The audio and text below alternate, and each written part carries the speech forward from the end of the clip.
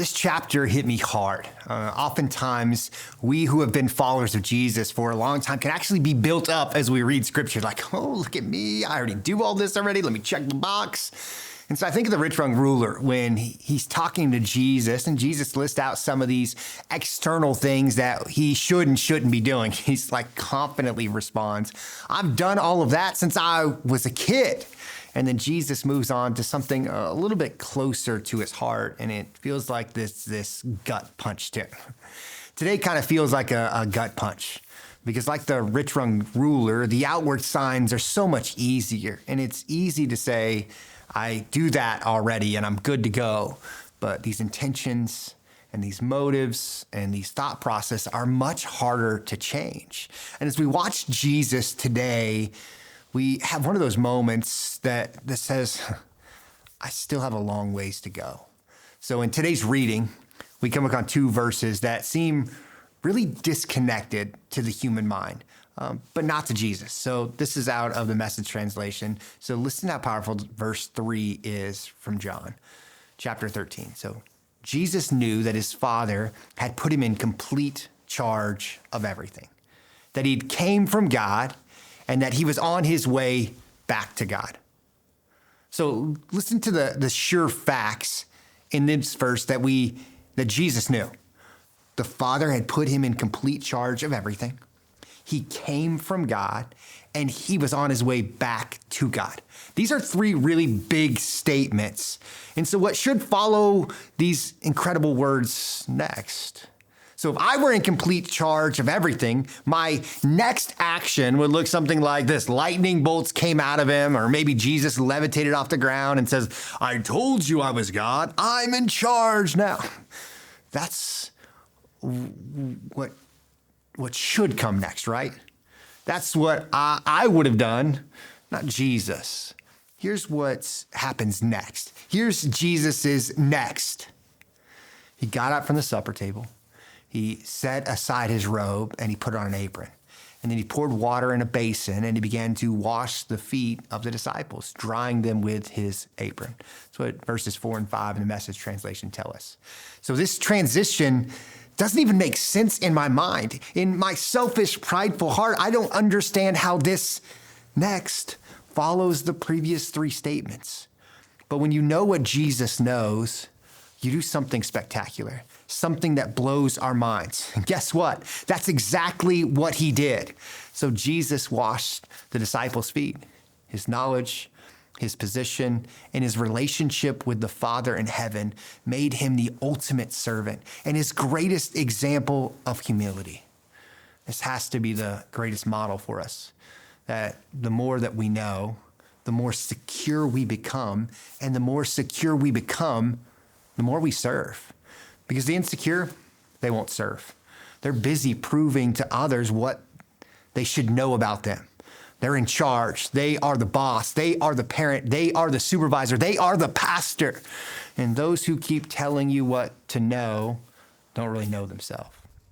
I probably would have taken from those three knowing statements from verse 3 and not served, but gotten servants. But Jesus served. That's how messed up my thinking is. Let me throw another crazy transition in this whole mix. He took the whole teaching moment, and he said to them in verse 14, if I then, the Lord and the teacher, washed your feet, you ought to wash, now fill in the blank. Think of what is normal, or since we're dealing with Jesus, what is abnormal to our way of thinking. Here is what makes sense to me. If I then, the Lord and your teacher, wash your feet, you ought to wash my feet. That's not what Jesus said. He said, if I then, the Lord and the teacher, wash your feet, you also ought to wash one another's feet. This is another one of those crazy next conundrums. He wasn't washing feet to get his feet washed, because I know there are times that I've done stuff to others hoping to get the same back for them. That's not Jesus. I've invited you over for dinner, therefore you should invite me over. I let you borrow my car, therefore you should let me borrow your car. I complimented your hair, you should compliment mine. I invited you to speak at my church, and you should invite me to speak at your church. But do you see how unlike Jesus this is? He washed feet to get them to wash others' feet and not his. Jesus is amazing. I have such a long way to go. And now my next and Jesus' next are so far apart. And I want you to learn more about Jesus's next. Maybe you're in that same boat as me and you too are far from the next of Jesus. But one of the other caveats that I want to point out today is really a phrase that we start seeing in the next few chapters. And I want you to kind of pay attention to it as you see it. So verse 19 in chapter 13 says, I tell you this beforehand, so that when it happens, you will believe that I am the Messiah. Because remember that John is writing to convey the fact that Jesus was the Son of God. And what better way to convey that than his ability to tell the future? We even saw this in the chapter yesterday. In the section about Jesus riding in on a donkey, in verse 16, it describes that the disciples missed the significance of it in the moment. But after he was glorified, everything began to click.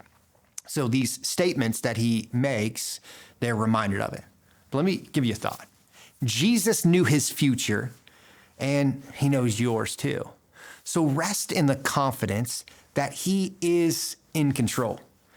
But this chapter goes on to be so challenging for me, because not only do we see this picture of humility and service from Jesus, but we see this incredible picture of grace.